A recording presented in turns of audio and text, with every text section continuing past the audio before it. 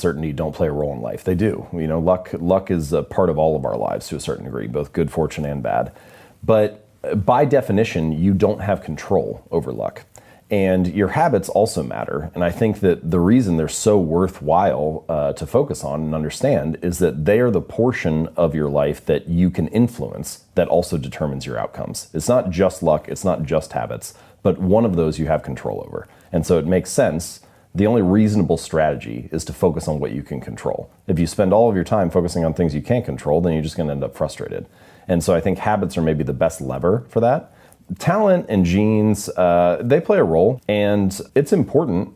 People have natural predispositions to things that make them better. But what you find is that nearly always when someone is a great performer in a particular domain, they are both well suited, so naturally talented or have some kind of predisposition to that area, and well trained. And so even if you are talented, you can't succeed without having great habits to execute and to fully realize the potential that you have. Your outcomes in life are often a lagging measure of your habits. Like a lot of the time people talk about, I want to have more money, or I want to lose weight, or I want some kind of result. But the truth is, your bank account is a lagging measure of your financial habits. Your weight is a lagging measure of your eating habits. Your knowledge is a lagging measure of your learning and reading habits. And so it's actually, we think the thing that needs to change is the bank account or the test score or the number on the scale. But actually the thing that needs to change are the habits that precede those outcomes.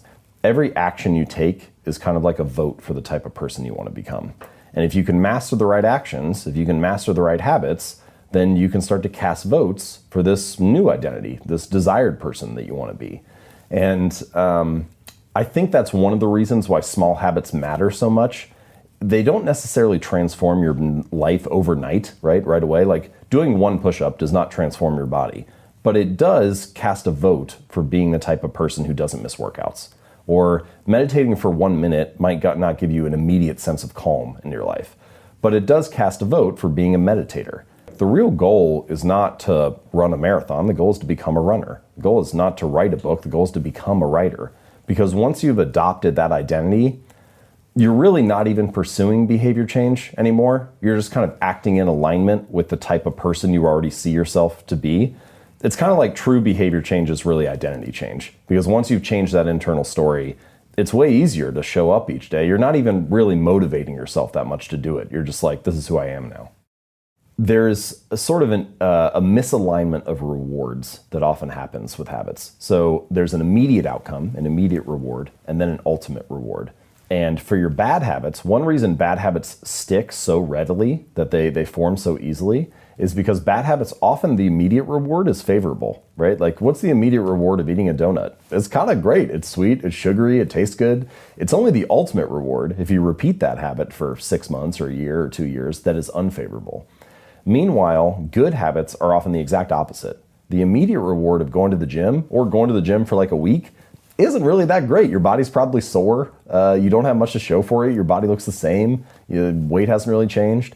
But if you stick to that for 6 months or a year or 2 years, then the ultimate reward is favorable. And so a lot of the balance or a lot of the challenge of building good habits and breaking bad ones is figuring out how to pull the long-term costs of your bad habits into the present moment. So you feel a little bit of that pain right now and have a reason to avoid it.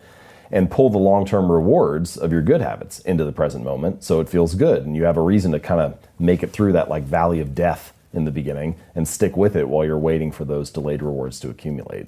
I think we could just summarize that whole cognitive bias or misalignment of rewards by saying the cost of your good habits is in the present and the cost of your bad habits is in the future.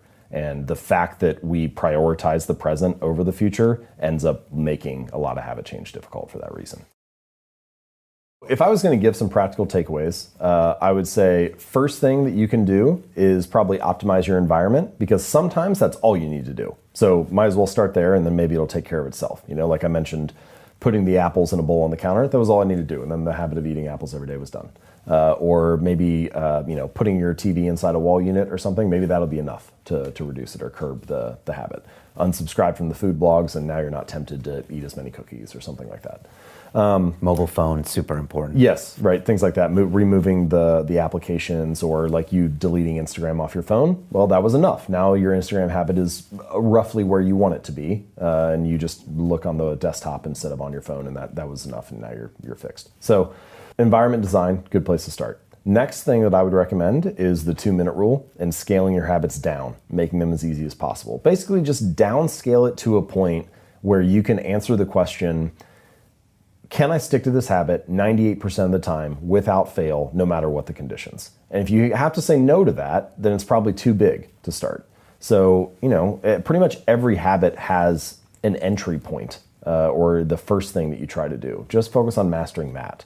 And I think that's a good place to focus. And then building off of that, the last one that I'll recommend is, there's this great story that I mentioned in the book about Twyla Tharp, who's a famous dance choreographer and instructor. Yeah. And she trains still even now, she trains for 2 hours a day. She's 50s, 60s. She's been training for a long time, dancing her whole career. But she doesn't actually focus on the exercise habit. The habit that she focuses on building is, I put on my workout clothes and my sweatshirt and I hail the cab on the side of the street. And if I've done that, then I've completed the habit. And I think the insight that she realized is that habits are often the entry point, not the end point. They're the cab, not the gym. They're like an entrance ramp to the bigger routines in your life. And if you can master that habit, that like little decisive moment that determines what happens in the next chunk of time, then the rest of it kind of falls in line. Like, I have this moment each morning where either I open up Evernote and I start writing the next article I'm going to work on, or I go to ESPN and I check the latest sports news. And what happens in the next hour is really determined by what happens in the first 30 seconds. Because if I go to ESPN, then the next hour is kind of shot. But if I start writing the article, if I master that entry point, then I'm kind of speeding in the right direction and the momentum carries me into the rest of the task. And I think that for me, that's a little bit inspiring when it comes to building habits, because what you realize is that there's actually not that much to change. There may be 5 or 10 of those little decisive moments, those little entry points throughout your day that determine whether the next chunk of time is productive or not. And if you can organize your environment or join a community or restructure your habits so that those entry points are mastered, then you're much more likely to live a good, productive day. And so I think that those 3 things, environment design, scale your habits down, and master the entry points, those are some really good places to start.